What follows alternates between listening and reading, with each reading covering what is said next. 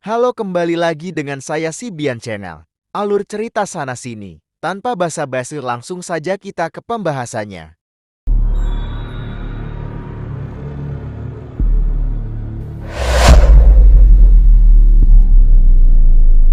Alkisah dahulu kala, di Jawa Timur ada seorang raja bernama Prabu Brawijaya yang berkuasa di Majapahit. Sang Prabu memiliki seorang putri nan cantik jelita bernama Diah Ayu Pusparini. Kecantikan sang putri sangat terkenal seantero negeri. Banyak pemuda dari berbagai penjuru mencoba meminang sang putri, namun sia-sia karena sang putri belum berkeinginan untuk menikah. Melihat hal itu, sang Prabu mulai gundah, memikirkan masa depan putri tercinta dan kerajaannya. Sang Prabu ingin sekali melihat putrinya menikah dengan lelaki yang tepat. Suatu hari, terlintas dalam benak sang Prabu cara agar putri segera menikah. Maka, pada suatu malam, Prabu Brawijaya mengajak putrinya untuk berbicara empat mata. Ayahanda mengerti, engkau menginginkan suami yang hebat, sakti, mandraguna, dan tampan. Ayahanda memiliki ide agar engkau segera menikah. Akan diadakan sayembara, dan sayembara tersebut adalah bagi siapapun laki-laki yang bisa merentangkan busur Kiai Garuda Yaksa dan mengangkat gong Kiai Sekar Delima, maka dialah orang yang berhak untuk mempersunting dirimu.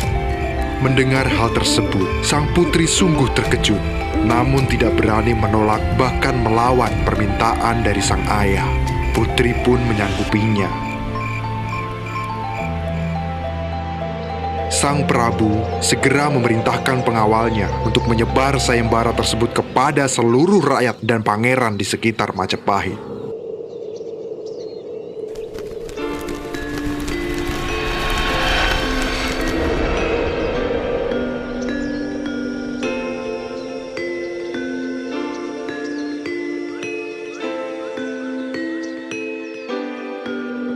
Hari berganti hari, sang putri menjadi bingung dengan keputusan tersebut. Dia sering merenung, berharap bahwa kelak suaminya adalah orang yang hebat dan sesuai keinginannya. Walaupun sang putri mengetahui bahwa busur Kiai Garuda Yaksa dan gong Kiai Sekar Delima adalah pusaka yang memiliki kekuatan dahsyat, sehingga pemenangnya pasti bukan sembarang orang. Tetapi entah mengapa hatinya merasa resah.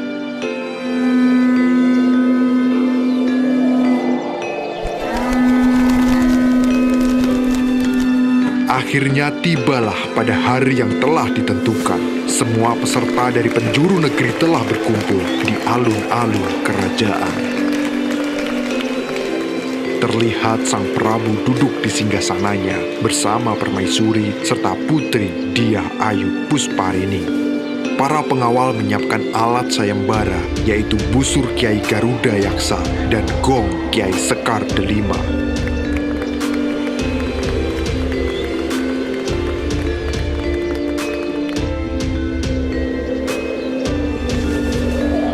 Prabu Brawijaya memukul gong pertanda sayembara dimulai. Secara bergantian, peserta mulai merentangkan busur dan mengangkat gong tersebut.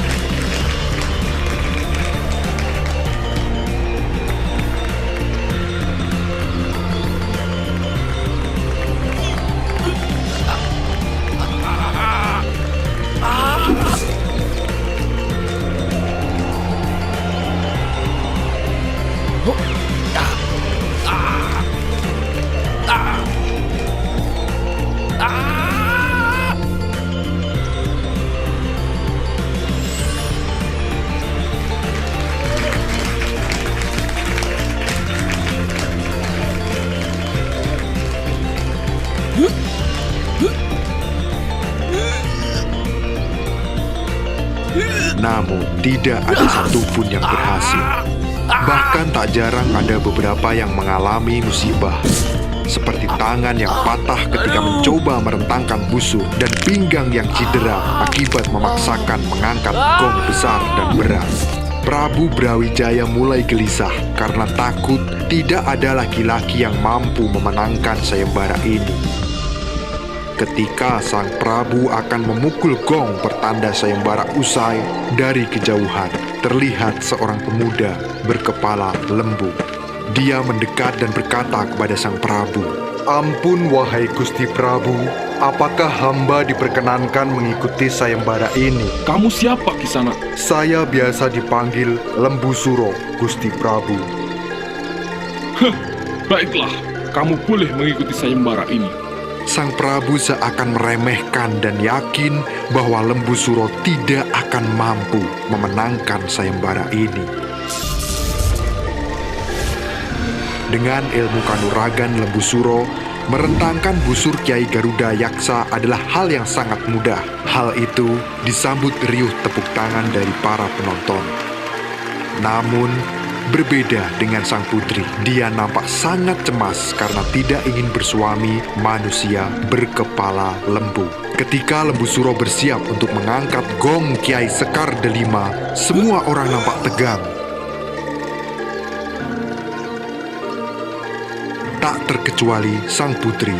Dia sangat berharap Lembu Suro gagal di sayembara ini.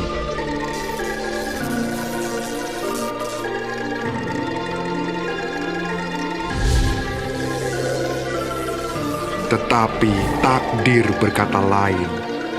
Lembu Suro mampu mengangkat gong tanpa ada halangan berarti. Semua penonton bersorak-sorai. Sedangkan putri Dyah Ayu Pusparini hanya bisa terdiam. Hatinya begitu hancur, dia tak kuasa menerima kenyataan menikah dengan manusia berkepala lembu. Sambil menangis, sang putri meninggalkan acara sayembara. Melihat hal itu, sang Prabu hanya bisa terkulai lemas karena telah mengecewakan putri semata wayangnya. Walaupun begitu, demi menjaga martabat sebagai seorang Prabu, Prabu Brawijaya tetap menikahkan putri Dyah Ayu Pusparini dengan pemenang sayembara, yaitu Lembu Suro.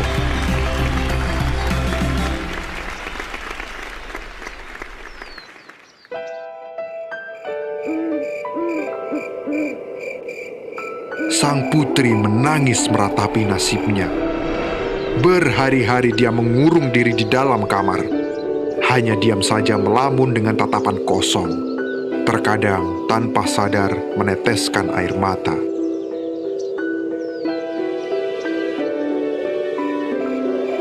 Melihat keadaan tuannya yang memprihatinkan, seorang inang pengasuh menasihati sang putri. Inang pengasuh memberikan saran agar sang putri membuat satu permintaan lagi kepada Lembu Suro sebagai syarat pernikahan. Dan syarat tersebut adalah Lembu Suro harus membuatkan sumur di puncak Gunung Kelut. Kelak sumur tersebut sebagai tempat mandi sang putri, tetapi harus diselesaikan dalam satu malam. Sang putri pun menerima usulan tersebut dan segera menyampaikan kepada Lembu Suro.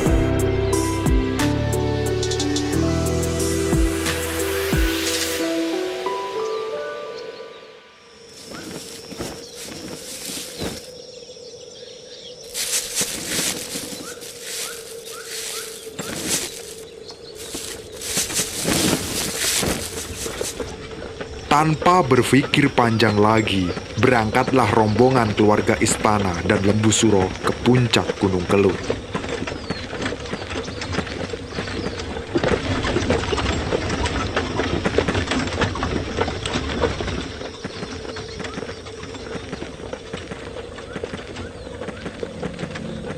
Senja pun telah berganti malam.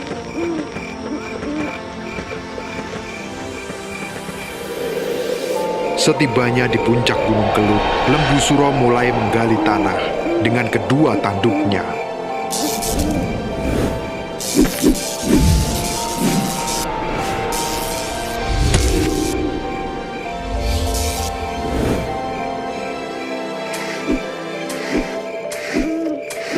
Bahkan tidak berselang lama, Lembu Suro telah menggali tanah cukup dalam. Malam semakin larut. Sumur yang digali semakin dalam. Hal ini membuat sang putri semakin panik. Sang putri mendesak ayahnya untuk menggagalkan Lembu Suro menyelesaikan syarat sebelum fajar tiba.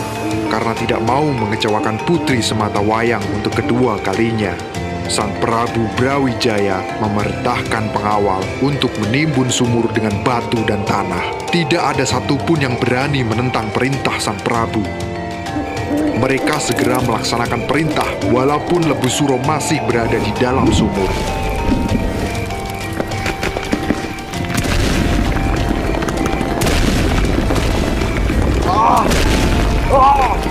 Tidak! Para pengawal tidak menghiraukan teriakan Lembu Suro. Mereka terus menutup sumur hingga Lembu Suro terkubur di dalamnya.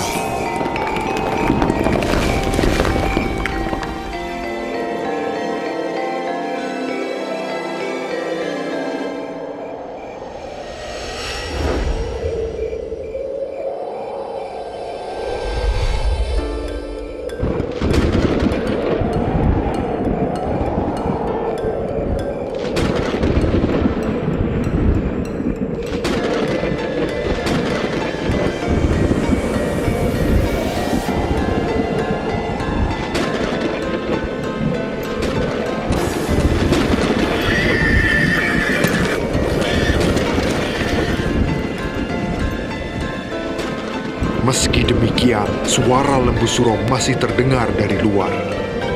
Lembu Suro mengucapkan sumpah serapahnya kepada Sang Prabu dan seluruh rakyat Kediri. Ya, Kediri besok bakal pedok piwalesku sing makaping-kaping. Yoiku Kediri bakal dadi kali, Blitar dadi latar, Tulungagung dadi gedung. Karena ancaman tersebut, Prabu Brawijaya dan seluruh rakyat berusaha menangkal sumpah dengan membuat tanggul pengaman yang kokoh hingga menyerupai gunung dan sekarang disebut dengan Gunung Pegat. Prabu pun juga mengadakan tolak bala dengan larung sesaji di kawah Gunung Kelut. Akan tetapi setiap kali Gunung Kelut erupsi, warga menganggap itu adalah amukan Lembu Suro sebagai balas dendam atas apa yang dilakukan oleh Prabu Brawijaya.